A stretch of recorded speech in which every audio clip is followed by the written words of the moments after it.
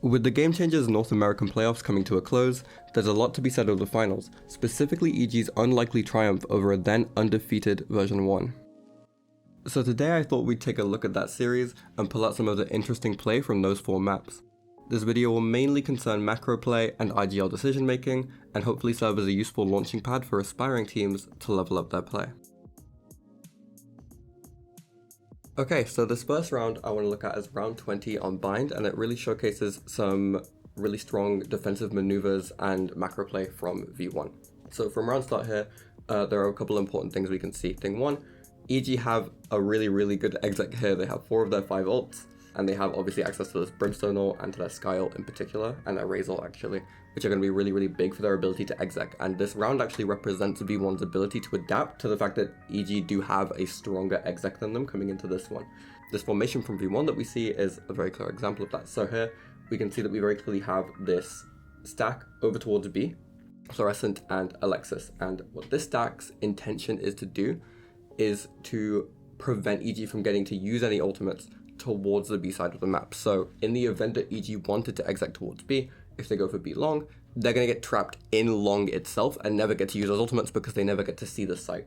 And the stack is really good because having the Sky, having Alexis there, means that if EG were to counter claim into hookah, it's really easy for V1 to just go, okay, we're going to send a bird in there, we're going to make sure that you're not in there. If they are in there, that's perfectly fine, very easy to adapt to that. You know, they can play it for the retake, they can hold on to long, whatever they want. And over towards A, we actually have a really good use of the kind of macro of that push that they're going to do into B long to allow rotations to come in. So we can see that Sarah and Noya here are actually just playing for what we call preemption. Sarah here has her operator up. All that she's looking to do is to see if anything wants to come into A short with her, right? Same with Noya. If anything wants to come into Bath, all that she wants to do is find out about it and then throw a molly and run away is the essential character of this. And the point of that is, again, to go, okay, we know that EG are coming here, we know that some ults are going to get used, we're just going to run out of the range of those ults. They can use those ults, they can have a little bit of space, but we're going to cut them off at backside is specifically what they're going to do. And you can see that there's these kind of important zones right here for where they're looking to fight. So right here, obviously B long is a really big kind of play for them. Because of that, there's a more concessionary side towards hookah. They're going to let things into hookah if it wants in there. And then we're preempting really deep towards A. All they want to do is call rotations in and get everyone ready for the retake, because again, EG does have a stronger exec than them coming into this round. All that we're looking to do as V1 is to counter that exec after the fact. For EG, V1 not much worse off. Sarah still with the op 2. Clash, we won. They want to push this, but... So this push comes in. Or at least the possibility. And we can see again, just playing to call in rotations from Sarah and from Noya. In comes that TP, and immediately we see this response. Okay, Alexis sends that bird into hookah to make sure there's nothing going on over there. And over towards B, Mel and Alexis kind of reset into more reactive positions because obviously now they're down a player. It's just the 2 of them now that are playing over here. And they have actually managed to funnel EG towards the A side of the map with just that kind of threat. EG very clearly want to use these ults. They want to put themselves in a position to pop them. So they're going to make sure that they can just play for the side that they think is more reactive, right? Alexis and hookah to confirm there's no presence there. Off this, you imagine they're going to start cheating towards A if they can. Seekers, Sarah, the first. Wow. Opts to go for it. Seeker said both. Showstoppers have been used. And come this exec, and then we can already see some of the kind of genius of this play, right? So right there, Sarah takes her first shot. It's on a Seeker. That's perfectly fine. She pops her ult just to kind of manage how much she's conceding there. So what her counter ult means is that Kinsey, for instance, isn't going to go barreling into backside because she knows that that's where she'll die, right? You'll see Kinsey actually plays very respectfully, is perfectly willing to whiff the ulti as long as she gets front sight. And this is the exact reason why, right? So Sarah pops her ulti just to kind of control that, and already 2 ults have been popped by EG for essentially no value. V1 were going to give that space up regardless of whether the ults got popped. So immediately already very good ult management from V1. Can't find her target either. Everything's missing. Hits down though. Is the plan gonna get down? Sarah with the nade, trying to dissuade at least for a moment. And right here again, we can actually see a really big part of this plan. So what V1 have kind of realized is, okay, this hit has come really flat through just A short because they wanted to use all of these ultimates. Another ult's been popped. We're just going to all get really wide around this Viper's Pit so that we can pressure inside it when the plant starts coming down. So you'll see, for instance, Noya and Fluorescent's position really wide around there, and they're all kind of playing around back sight in a nice like arc. And the reason for that is because they've given up lamps, which means that they've given up quite a lot of their kind of priority just to play in backside itself. So they want to have really threatening positions all around the site to get a bit more of that dynamism going. And that all does rely on them having Bath still. Here comes this ulti to counter the pit. She's dodging. Oh my goodness. And right there, fantastic. We've managed to force EG off the plan, even though they've just popped, what, four ultis to claim that site. They've still been forced off it by V1 just popping that kind of Yoru ult after they've used their Raze ulti. So very, very good ult management right there. And now EG have completely given up any prio they had on the map. There are a lot of question marks around the map for them right now, and they actually choose to reset back towards A because of that fact. Good clearance from floor, just getting rid of anyone that might be sticking around. They knew that insert was there, especially now Alexis knows the Seekers popped as well. The Seekers come in just to kind of confirm where EG have gone. Again, we've managed all of their ults, so let's pop our own. And his plant's coming down, but again, you know, now we're down the pit. Now we don't have anywhere near that kind of prio, so it's a pretty easy kind of just collapse from V1 to finish the round. Only one casualty against 4 ultis, and that's just off some really, really solid macro play there. So a very big round out of V1. A really well maneuvered map in a round where they honestly should have fallen. Okay, so this next round that we're going to look at is round 6 from Haven, and again we can see some really strong kind of defensive maneuvers in this round, but this time coming out of EG. So looking at the minimap, we can see a fairly standard kind of round start from both of these sides. Very typical Viper wall, obviously an A lean going to be coming out from V1, and EG running a fairly standard default. The big kind of difference in how they're playing things on this defensive side is just that they have Power Pixel playing more on the kind of C side of B rather than on the A side. That's mainly just an adaptation to this Viper wall. So obviously Breach doesn't really threaten lobby too much against this kind of lurk utility, so they've decided to have Power Pixel play on the kind of C side of the map. But other than that, a pretty standard kind of default. It's worth noting before we take a look at this round, the way that V1 have been flowcharting up to this point. So as you can see, the scoreline here is 3-2, so V1 are narrowly winning. And the main way that they've been taking rounds after that second round that EG took is that they've been starting off with claiming kind of A long with a cascade early from Mel, that kind of thing, and then flowcharting towards C side and towards like the garage in particular in the later elements of the round. And the main reason why they do that is because it's really easy to force EG onto the wider parts of the map by doing that. And the way that EG play this round is actually made specifically to kind of facilitate and to stop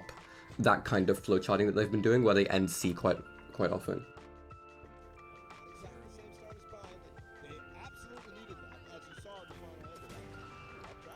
So obviously, gorgeous shot from Kinsey, very well done from them.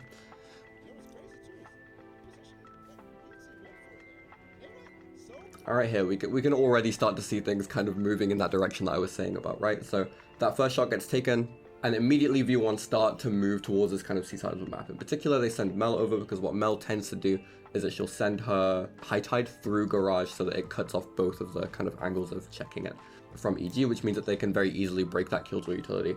And what EG already have here, we can already see as I've paused it, is a really easy means of kind of mitigating the pressure that that's going to create. So they have Starbound and Thea playing backside of C here, who are able to catch any movement that might be coming into long, or at the very least preempt it.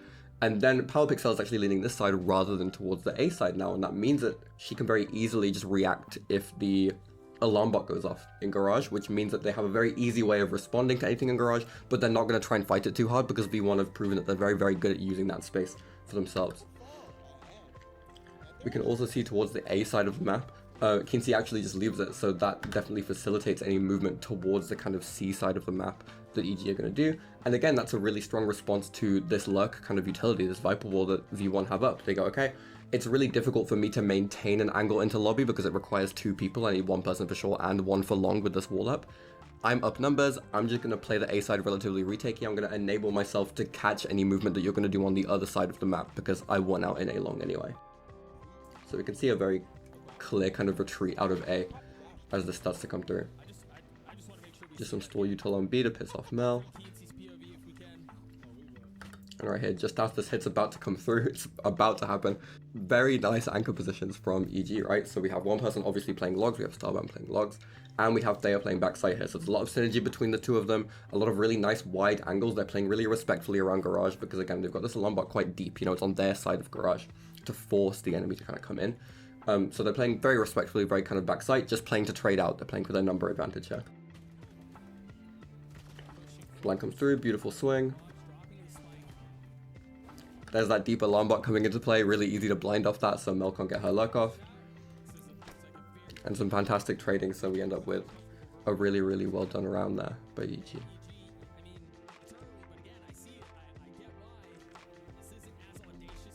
Yeah, so a flawless round, a really easy way to kind of break that momentum. And again, this is mainly an adaptation to the way that V1 have generally been flowcharting around the map.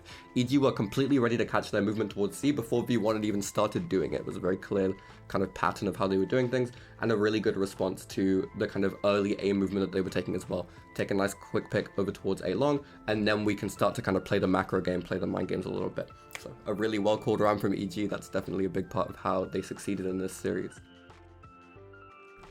Alright, so for this next one, we have round 21 of Lotus, and this is a pretty small kind of clip, but it's really useful for how EG like to kind of abuse version 1's reactivity around A. It's a really common thing on Lotus, right, where teams, especially defending teams, will be quite twitchy towards that A side of things, and this is a really good abuse of that by EG to claim an easy anti-eco round.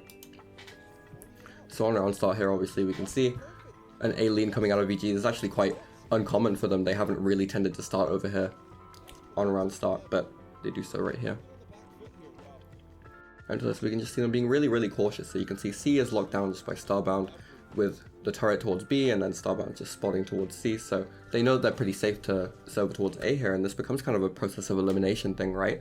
So obviously, okay, there's nothing pushing out of B, there's nothing pushing out of C. We're gonna wait for them to react in some sense, right? We know V1, we know that they don't like to be a very reactive team. They like to be quite proactive on these defenses, especially when they're down economically or in terms of ults, as we've seen.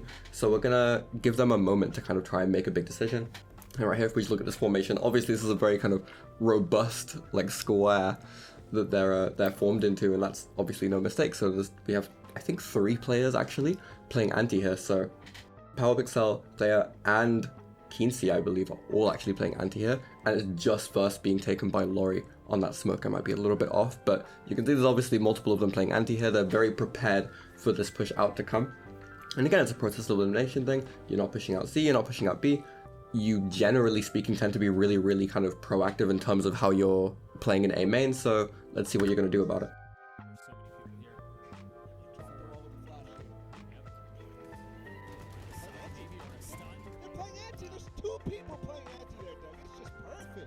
That comes into fruition.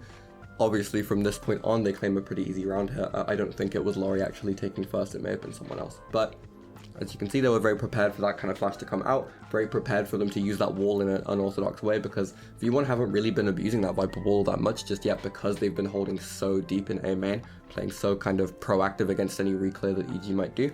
So, you know, they were very clearly prepared for some kind of interesting strategy to come out there, and a nice easy round for EG. As much as they did lose this map, this was clearly them kind of going down swinging. It's very nice.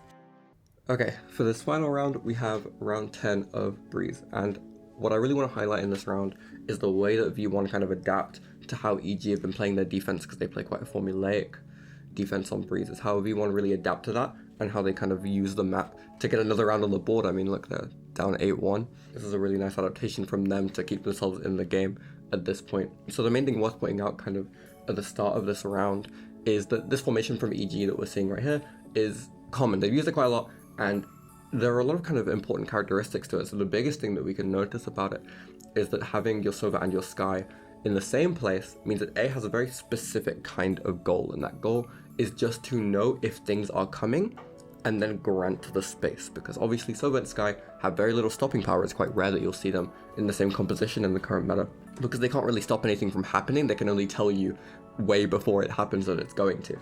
And what EG have been using this for is to really go, okay, in terms of A main and in terms of the kind of closer to the attacker side spawn parts of mid, we're just going to constantly keep eyes on it without risking any lives. So we're going to keep ourselves alive and play kind of backside towards A. The problem that V1 have been having with this up to this point is that they've really struggled to claim A and then manage to hold out in a post plant, because EG got a really fantastic retake going and they managed to keep themselves alive backside. V1 have had a good few attempts at this in this round. They finally managed to crack that. They finally managed to make it through. So we're going to see how they manage that in just a moment. Another thing that's also worth stating about EG's formation is that in a general sense, they like to abuse this space in mid, coming down through mid towards A if they need to go there for a retake a lot. They don't like rotating really wide through their spawn because their rotations tend to flow towards the B side of the map because they have a Skye and a Sova who are obviously really good at calling rotations. Because of that, they don't tend to rotate through spawn towards A. They don't tend to like that. They tend to use mid. Once V1 have kind of leaned into the bomb site, they'll just reclaim that space into mid and then go through the double door to make their retake really, really solid, to make it really, really strong. And again, we're going to see how V1 kind of get around that in this round.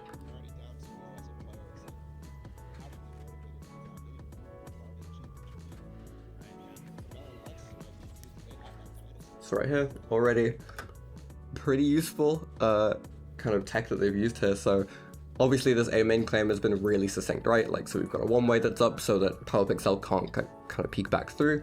And then Fluorescent has obviously just kind of stood there as kind of a stand-in to claim that space. And now that they know they own it, now that they've got it set up behind that one-way with Sarah sitting there, they've TP'd Floor through. As we can see, we've got this Cypher counter set up in mid, and we have Neuer who's sitting obviously really deep, just kind of safely sitting in the cam there to use that. What Floor's position does is it moves past so that if a bird were to be sent through mid, for instance, it wouldn't necessarily reclear her. It also means that anyone who might be peeking through there is now pressured because Floor offers a double swing with Neuer in the event that anyone wants to move through double door. So they've got a really good hold on double door and A main actually immediately at the start of this round. As we can see right here, their kind of aim is to push that even deeper now. So use this high tide and this big sky blind. It's a really good blind. To make sure that mid is thoroughly secured here. As we can see, just on a positional kind of basis, PowerPixel already has immediately been forced off her position. She has to move. She cannot afford to be sitting in kind of the front side area because A main and mid are now pretty big question marks for her. And again, Skye doesn't have any stopping power. She can only tell you whether things are going to happen. And what V1 have done is they've obscured their pacing so that it's difficult for her even to do that. So PowerPixel immediately has to move off. Laurie's actually gone just to reclear into mid to make sure that they're not threatening B with like a split at this stage. In comes a zigzag, a really succinct zigzag. We'll notice that they're very respectful around this kind of backside space, right? So we're kind of used to Floor going, okay, I'm in my Yori wall, I'm going to go and kill someone. She's been really, really respectful here. She's just clearing out the site proper so that they can get onto it.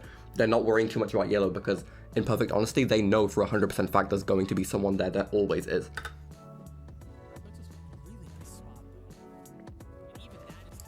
Just putting some pressure on PowerPixel's position here, a lot of it. Down she falls. Alright, here, this is where the big adaptation starts to come in for V1. This is where the round gets very interesting. So, what we have here is Neuer's obviously gotten this kind of deep position established during that exact fantastic. She's done great there. Sending Alexis back towards Neuer, what that allows them to do is it means that they can now trap this mid space that they know EG like to walk through, right? Like EG love to walk through mid so that they can go through double door and then claim A properly because it means that they have a lot of advantage over the bomb site just in terms of they're attacking from two fronts, right? What V1 have done is they've gone, okay, we can't offset that pressure towards yellow because they've tried it and it didn't work out. They kept getting trapped over towards yellow because there's always a player that's kind of sitting there and holding onto that space. So what they've instead done is they've gone, okay, we're going to offset that pressure by taking the fight away from the site itself entirely. We're going to make sure that we're going to use this mid space and then we can just have Mel and Sarah sit in A main. They're perfectly safe over there because they only need to worry about things coming from backside, which is obviously going to be a lot slower.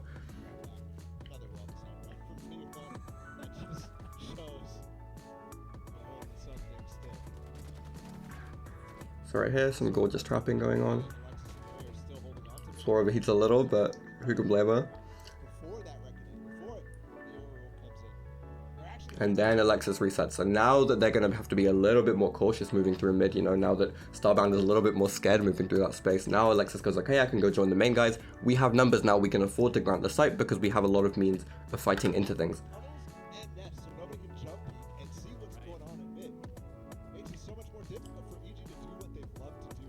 And they're actually just smoking themselves off there in main to prevent any kind of reclear from coming through because all they need to do is live. They know that there is plenty of pressure just from their survival alone.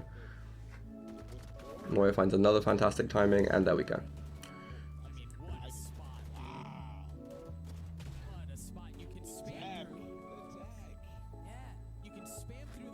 So yeah, as we could see there, EG didn't even have much time, even if they had actually managed to kill all of those players there. they were running really low out of time, and the reason is because V1 had managed to declare so many kind of question marks in that mid space that EG's movement through there to set up their retake, which they're so used to abusing, they've been doing it so much this half, was really unsafe for them. It didn't work out, so they couldn't even get to the site in time, letting alone whether or not that retake was actually solid.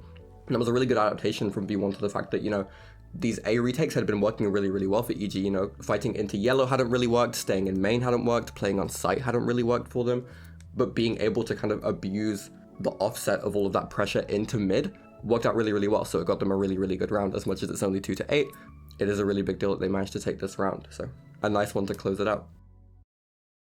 Alright, so this concludes our little glimpse into the play of these two teams.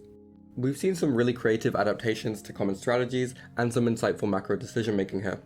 Now, of course, this barely scratches the surface of the interesting play that these teams have to offer, so I'd really recommend watching this series in full to benefit more from it, but hopefully this has been a useful insight. That said, thanks so much for watching, and I hope you have a lovely day.